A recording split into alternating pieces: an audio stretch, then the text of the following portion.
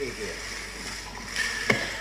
move that the House apologise to the victims and survivors of institutional child sexual abuse. Mr. Speaker, let me first welcome all of those who have come here today. Whether you sit here alongside us here in this chamber, in the Great Hall, outside, elsewhere in the nation's capital, in your living room, in your bed, unable to rise today or speak to another soul. Your journey to where you are today has been a long and painful one, and we acknowledge that, and we welcome you today wherever you are. Mr. Speaker, silenced voices, muffled cries in the darkness, unacknowledged tears, the tyranny of invisible suffering, the never heard pleas of tortured souls bewildered by an indifference to the unthinkable theft of their innocence. Today, Australia confronts a trauma, an abomination, hiding in plain sight for far too long.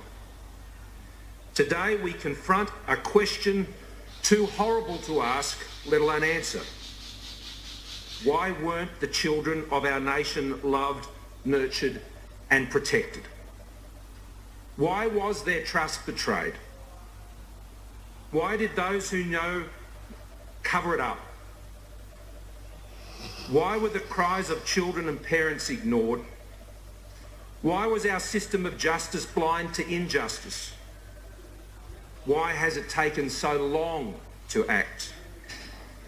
Why were other things more important than this, the care of innocent children? Why didn't we believe? Today we dare to ask these questions and finally acknowledge and confront the lost screams of our children. While we can't be so vain to pretend to answers, we must be so humble to fall before those who were forsaken and beg to them our apology. A sorry that dare not ask for forgiveness, a sorry that dare not try and make sense of the incomprehensible or think it could, a sorry that does not insult with an incredible promise, a sorry that speaks only of profound grief and loss. A sorry from a nation that seeks to reach out in compassion into the darkness where you have lived for so long. Nothing we can do now will right the wrongs inflicted on our nation's children. Even after a comprehensive Royal Commission which finally enabled the voices to be heard and the silence to be broken, we will all continue to struggle. So today we gather in this chamber in humility, not just as representatives of the people of this country, but as fathers, as mothers, as siblings, friends, workmates, and in some cases, indeed as victims and survivors. Ngunnawal means meeting place, and on this day of apology we meet together. We honour every survivor in this country. We love you, we hear you, and we honour you.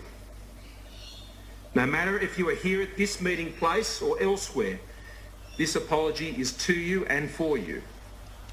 Your presence and participation makes tangible our work today, and it gives strength to others who are yet to share what has happened in their world.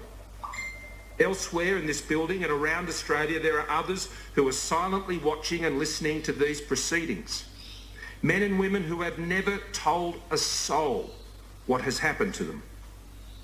To these men and women I say, this apology is for you too. And later, when the speeches are over and we stand in silence and we remember the victims who are not with us anymore. Many too sadly by their own hand. As a nation, we failed them, we forsook them, and that will always be our shame. This apology is for them and their families too. As one survivor recently said to me, it wasn't a foreign enemy who did this to us. This was done by Australians to Australians. Enemies in our midst. Enemies in our midst. The enemies of innocence. Look at the galleries. Look at the Great Hall. Look outside this place and you will see men and women from every walk of life, from every generation and every part of our land. Crushed, abused, discarded and forgotten. The crimes of ritual sexual abuse happened in schools, churches, youth groups, scout troops, orphanages, foster homes, sporting clubs, group homes, charities, and in family homes as well. It happened anywhere a predator thought they could get away with it, and the systems within these organisations allowed it to happen and turned a blind eye. It happened day after day, week after week, month after month, decade after decade. Unrelenting torment. When a child spoke up, they weren't believed and the crimes continued with impunity. One survivor told me that when he told a teacher of his abuse, that teacher then became his next abuser. Trust broken, innocence betrayed, power and position exploited for evil, dark crimes. A survivor named Faye told the Royal Commission, nothing takes the memories away. It happened 53 years ago and it's still affecting me. I also met with a mother. I met with a survivor named Anne, said my mother believed them rather than me.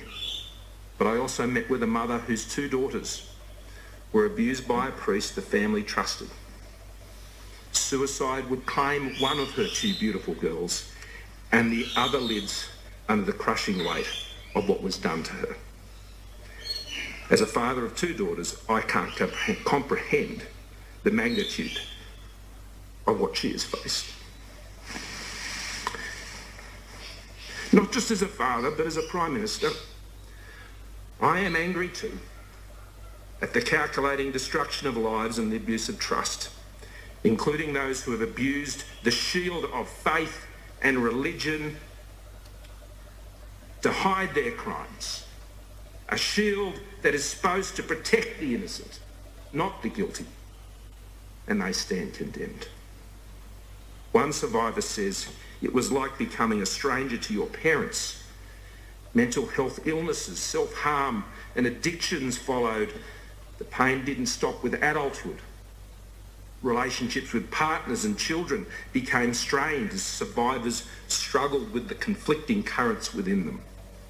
Parents and siblings felt guilt and sadness for what they had missed, for what and whom they chose to believe, and for what they did not see, while survivors contemplated what could have been. A survivor named Rodney asked the question so common to so many survivors. He wonders about the person I may have become, or the person I could have become, if I did not have all of this in my life. Death can take many forms. In this case, the loss of a life never lived and a life denied. Another survivor, Aidan, spoke of not getting justice because his abuser had died. He said, I was bereft because I was robbed. I was robbed of my day in court. I wanted to tell the world what he did. That was stolen. That was him again taking control. Mr. Speaker, today as a nation, we confront our failure to listen, to believe and to provide justice. And again today we say sorry. To the children we failed, sorry. To the parents whose trust was betrayed and who have struggled to pick up the pieces, sorry. To the whistleblowers who we did not listen to, sorry. To the spouses, partners, wives, husband, children who have dealt with the consequences of the abuse, cover-ups and obstruction, sorry. To generations past and present, sorry. Mr. Speaker, as part of our work leading us to this day, I recently met with the National Apology Survivors Reference Group, as did the Leader of the Opposition who are with us here today. I want to thank this wonderful group of people and brave people. Many are survivors. They have all worked so hard to make today a reality. They said to me that an apology without action is just a piece of paper, and it is. And today they also wanted to hear about our actions. It's a fair call. In outlining our actions, I want to recognise the work of my predecessors, former Prime Minister Gillard, who was with us here today, and I thank you for your attendance. Former Prime Minister Rudd, the member for Warringah, who continues to serve us here in this place, and the former Prime Minister, Mr Turnbull. And I want to thank them for their compassion and leadership as they also confronted these terrible failings. The foundations of our actions are the findings and recommendation of the Royal Commission initiated by Prime Minister Gillard. The steady, compassionate hand of the commissioners and staff resulted in 17,000 survivors coming forward and nearly 8,000 of them recounting their abuse in private sessions of the Commission. We are grateful to the survivors who gave evidence to the Commission. It is because of your strength and your courage that we are gathered here today. Many of the commissioners and staff are also with us today, and I thank them also. Mr Speaker, acting on the recommendations of the Royal Commission with concrete action gives practical meaning to today's apology. The Commonwealth, as our national government, must lead and coordinate our response. The National Redress Scheme has commenced. I thank the state and territory governments for their backing of the scheme. The scheme is about recognising and alleviating the impact of past abuse and providing justice for survivors. The scheme will provide survivors with access to counselling and psychological services, monetary payments, and for those who want one, and I stress for those who want one, a direct personal response from an institution where the abuse occurred. It will mean that after many years, often decades of denials and cover-ups, the institutions responsible for ruining lives admit their wrongdoing and the terrible damage they cause. The National Office of Child Safety is another big step forward to ensuring the prevention and detection of child abuse wherever it occurs. It was announced as part of our government's response to the Royal Commission and was established from July 1 of this year within the Department of Social Services. As Prime Minister, I'll be changing these arrangements to ensure that the National Office of Child Safety will report to me. It will reside within the portfolio of Prime Minister and Cabinet, as it should, and the Minister for Social Services will assist me in this role, including reporting to me on the progress of Royal Commission recommendations and the activities of the Office of Child Safety. The Office has already begun its work to raise awareness of child safety and to drive cultural change in institutions and the community to ensure that systemic failures and abuses of power that brought us here today are not repeated. Importantly, children themselves are being empowered to participate in these initiatives because our children must be heard, and when it comes to the work of safety, it must be approachable and child-friendly. They must know who they can tell, and they must be believed, and they must know where they can go. All Australian governments are now working together to establish a national database to ensure higher standards for working with children and that data about people's ability to work with children is shared nationally. And our work does not stop at our borders. We're ensuring children across the world are protected by stopping child sex offenders from travelling overseas without permission, which will disrupt, prevent and investigate the abuse of children globally. And we recognise that as survivors age, those who are abused in or by an institution have real fears about entering into aged care facilities. It's an understandable fear given what happened during childhood, and we will work with survivor groups about what we can do to alleviate those fears, and indeed the work of the Royal Commission into aged care will be able to address this as well. And to assist with lasting change, we recognise that there are many survivors who were abused in other settings, such as their own homes and in their communities, who will not be covered by this redress scheme. These survivors also need to be heard and believed and responded to with services to address their needs. So today, I commit to fund the establishment of a national centre of excellence, and I call on the states and territories to work as partners in this venture.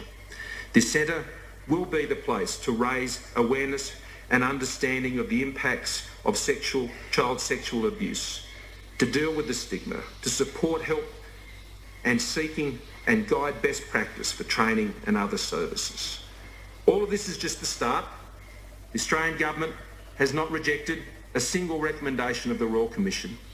We now actively work on 104 of the 122 recommendations that were addressed to the Commonwealth, and the 18 remaining are being closely examined in consultation with states and territories. And today we commit from December this year, we will report back to the Australian people through the Parliament to be held accountable each year on the progress we are making on the recommendations over the next 5 years and then beyond. We will shine a spotlight on all parts of government to ensure we are held accountable. And the institutions which perpetrated this abuse, covered it up and refused to be held accountable must be kept on the hook. Already many of those organisations have made their own apologies and have signed up to be part of the national redress scheme, as they should. But there are others yet to join. And today I simply say justice, decency and the beliefs and values we share as Australians insists that they sign on. Today I also commit to establishing a national museum, a place of truth and commemoration to raise awareness and understanding of the impacts of child sexual abuse. We will work with survivor groups to ensure your stories are recorded, that your truth is told, that our nation does not turn from our shame, and that our nation will never forget the untold horrors you experienced. Through this, we will endeavour to bring some healing to our nation and to learn from our past horrors. We can never promise a world where there are no abusers, but we can promise a country where we commit to hear and believe our children, to work together to keep children safe, to trust them, and most of all, respect their innocence. Mr. Speaker, I present the formal apology to be tabled in this Parliament today, which will be handed to those in the Great Hall shortly. It reflects all of the sentiments that I have expressed on behalf of the Australian people, this Parliament and our government. And I table that. And as I do, I simply say, I believe you, we believe you, your country believes you.